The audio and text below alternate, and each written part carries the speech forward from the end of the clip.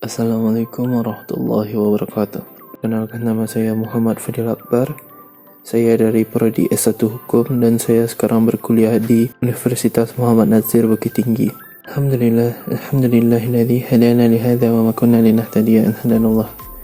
Asyhadu an la ilaha illallah wa asyhadu anna Muhammadan abduhu wa rasuluh sallallahu alaihi wasallam. Marilah kita panjatkan puji syukur kita atas kehadiran Allah SWT yang telah memberikan kita rahmat dan hidayahnya hingga kita bisa hidup seperti sekarang ini.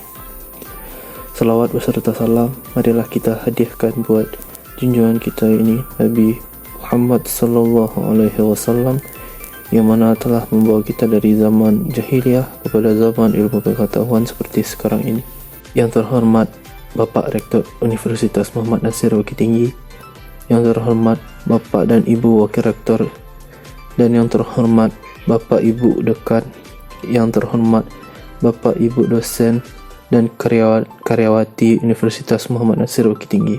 Baiklah, untuk tidak memperpanjang mukadimah, saya akan lanjut kepada tugas saya tentang nilai-nilai keresian. Tugas kali ini berjudul berkiprah di bawah nama besar Universitas Muhammad Nazir, berkarya meraih ridha Allah. Mengenal sosok pejuang Muhammad Nazir, dai pemandu umat. Muhammad Nazir Datuk Sinaro Panjang lahir 17 Juli 1908 di Kampung Jambatan Baukia, Alaan Panjang, Kabupaten Selok, Provinsi Sumatera Barat. Anak ketiga dari 4 bersaudara, ayahnya Idris Sultan Saripado, seorang juru tulis kontroler di masa pemerintahan Belanda. Ibunya Khadijah dikenal taat memegang nilai-nilai Islam. Bapak Nazir belajar pada sekolah rakyat di Maninjau berbahasa Melayu ketika ayahnya pindah ke Bekaru, tinggal bersama pamannya di Padang. Masuk sekolah His Adabiyah yang dikelola oleh Dr. Haji Abdullah Ahmad. Ketika di Solok dibuka His Negeri.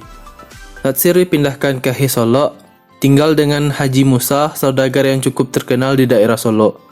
Sore hari, ia mendalami pengetahuan agama di Madrasah Diniyah Solok. Malam harinya belajar mengaji Al-Quran dan bahasa Arab di Surau 3 tahun di Solok. Setelah itu, ia pindah ke His Padang, tokoh cerdas. Ketika menamatkan His, ia meraih prestasi istimewa, diberi kesempatan melanjutkan ke Mulo dengan beasiswa dari pemerintah Belanda. Di sekolah, belajar satu kelas dengan murid Belanda. Menamatkan Mulo Padang dengan prestasi baik, mendapatkan beasiswa ke AMS di Bandung, jurusan Sastra Barat Klasik. Usia 19 tahun, tinggal di rumah eteknya Latifah di Bandung. Di samping belajar bahasa Belanda, ia belajar bahasa Latin dan kebudayaan Yunani. Di kelas 2 AMS, ia sudah sanggup menganalisis pengaruh penanaman tebu dan pabrik gula bagi rakyat di Pulau Jawa, dan berani memaparkannya di depan kelas dan menurutnya negatif.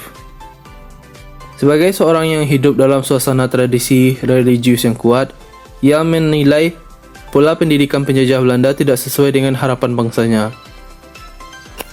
Tahun 1927 sampai 1930, Muhammad Nazir di Algemene Middelbare School, Western Classic Afdeling AMS A2 Bandung, lulusan dengan nilai tinggi. Berhak melanjutkan ke Fakultas Hukum di Batavia untuk titel Master in the Rechten, atau ke Fakultas Ekonomi di Rotterdam. Nazir lebih tertarik kepada masalah-masalah Islam dan gerakan Islam. 1927 sampai 1932, Nazir meneruskan studi tentang Islam pada Persatuan Islam Bandung di bawah bimbingan Ustadz A. Hasan, tokoh Persis Persatuan Islam, yang membimbing melakukan studi tentang Islam. 1931 sampai 1932, kursus guru diploma LO, Larger Onderwijs, bersama A. Hasan. Beliau mengelola majalah Pembela Islam sampai tahun 1932. Beliau menolak tawaran bekerja sebagai pegawai negeri pemerintah Hindia Belanda dan lebih tertarik menekuni dunia pendidikan. Nazir mendirikan Yayasan Pendidikan Islam di Bandung sekaligus menjabat direktur dari tahun 1932 sampai 1942. Bahkan, pada masa penjajahan Jepang 1942 sampai 1945, pemandu umat ini sempat menjadi sekretaris Sekolah Tinggi Islam STI Jakarta.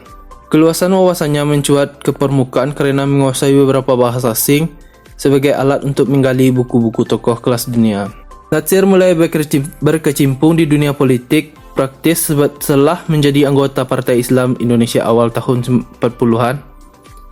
Memimpin organisasi Majelis Al-Islam A'la Al-Indonesia MIAI 1928 sampai 1932. Itu aktif di Jong Islamiten Bon, Bandung. Disinilah Natsir bertemu dengan Mr. Kasman Singodimejo, Mr. Moh Roem Prawoto, Mangku Sasmito, dan bersama menemui Haji Agus Salim untuk konsultasi diskusi menimba ilmu. Di sini pula ia bertemu dengan Nurun Nahar, aktivis Pandu Putri Nati Beach yang kemudian dinikahinya di Bandung pada 20 Oktober 1934 serta menjadi teman pendamping hidup beliau dan perjuangan beliau sampai akhir hayatnya 1932 sampai 1942. Direktur Pendidikan Islam Pendis Bandung 1940 sampai 1942. Anggota Dewan Kabupaten Bandung 1942 sampai 1945. Kepala Biro Pendidikan Kota Madya Bandung, Bandung Syiakusho 1945 sampai 1946.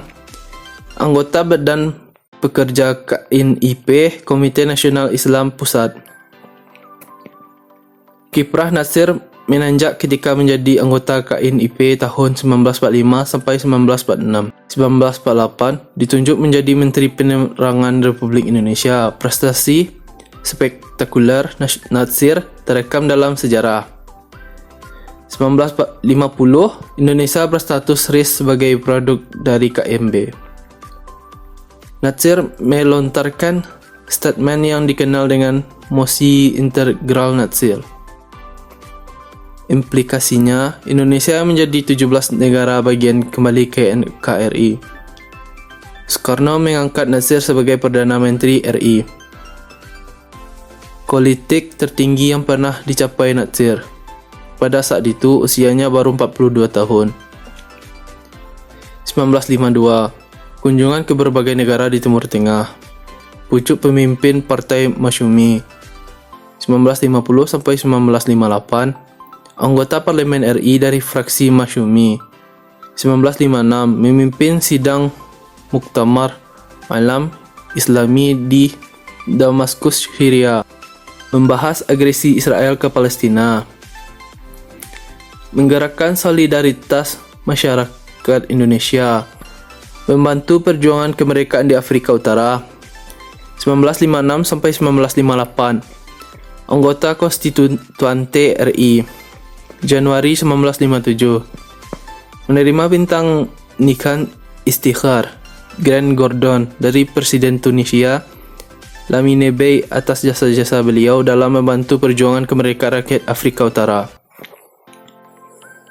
Februari 1967 bersama dengan para ulama dan Zuama bertempat di Masjid Al-Munawwarah, Kepulauan Bali, Tanah Abang, Jakarta, membentuk Yayasan Dewan Dakwah Islamiyah Indonesia, dan sejak itu diangkat menjadi Ketua Dewan Dakwah yang dijabat beliau sampai akhir hayatnya.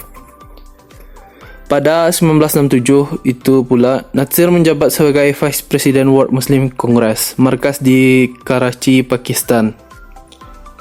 Selamat tahun 1967 sangat menonjol kunjungan-kunjungan ke Timur Tengah atas undangan pemerintah dari negara tersebut. Di tahun 1967 itu juga beliau menggerakkan solidaritas Islam untuk pembebasan Masjidil Aqsa dan pembebasan Muslim Palestina. 1969 anggota Muslim World League Rabitah Alam Islamiyah berkedudukan di Makkah Al-Mukarramah sebagai anggota Majelis Ta'sisi, pendiri dari Badan Islam Internasional yang bergengsi ini.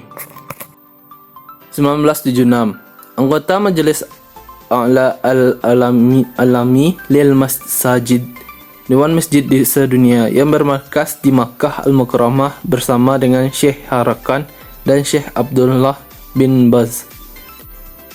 Februari 1980, Muhammad Natsir menerima award Jaizatul Malik Faisal Al-Alamiyah di bidang pengkhidmatan Islam selama tahun 1400 Hijriah.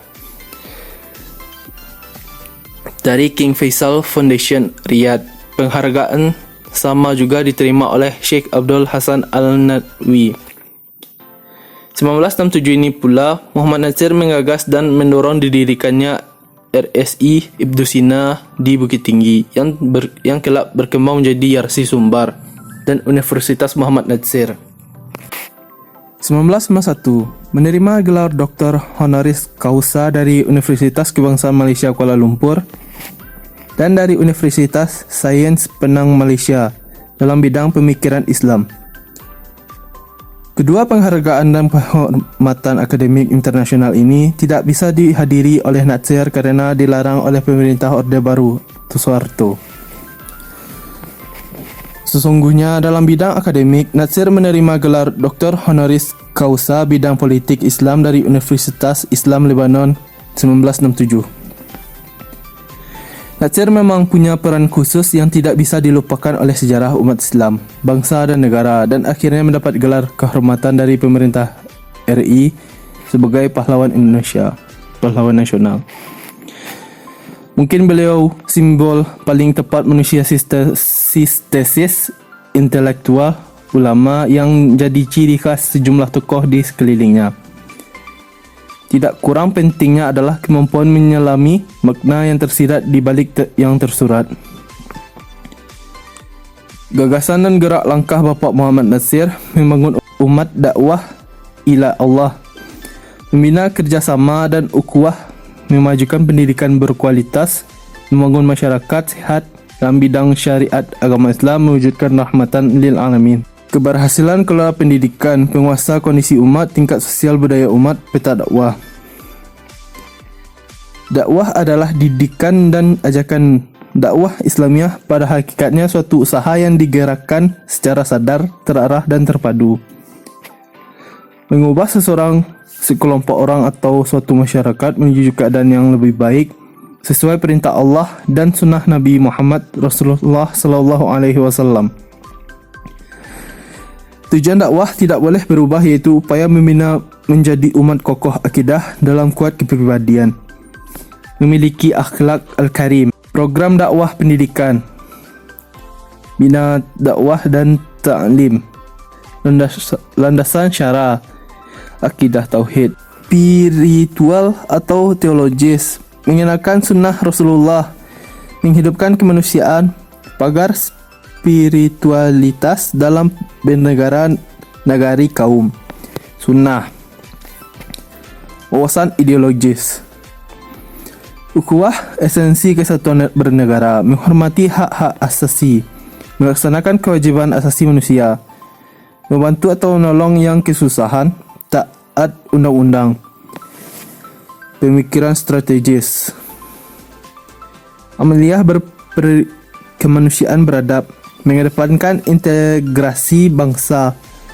berkeadilan sosial, alam takambang jadi guru, tindakan taktis, membuat kebaikan atau kebajikan, adil jujur, menahan diri dari kejahatan, hormati sesama, musyawarah, menjaga kerahasiaan, konsisten, menghormati perbedaan, loyal dan beradat, berurat ke hati umat. Membiarkan umat terombang ambing tanpa arah dan tujuan adalah kelalaian yang susah dimanfaatkan, terlebih oleh umat itu tersendiri. Membiarkan diri terbawa hanyut dalam berbagai keadaan dan situasi merupakan kesalahan besar. Pekerjaan ini bukan sekadar pengisi waktu yang kebetulan berlebih. Sewaktu-waktu harus menjadi pekerjaan yang masuk agenda, disediakan waktu dan harus pula dilakukan dengan sadar, yakni secara programatis. Kekuatan tumbuh dari hasil musyawarah.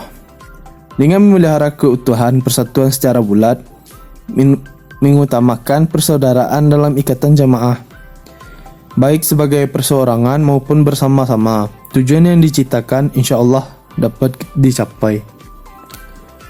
Kesejahteraan masyarakat secara bersama akan wujud melalui peningkatan kecerdasan dan ilmu pengetahuan yang nescaya dengan diraih kejayaan, begitu pula untuk seluruhnya. Apabila nilai agama dilupakan, berakibat tampilnya pelecehan nilai bangsa yang kesudahannya bangsa ini terjerumus menjual diri.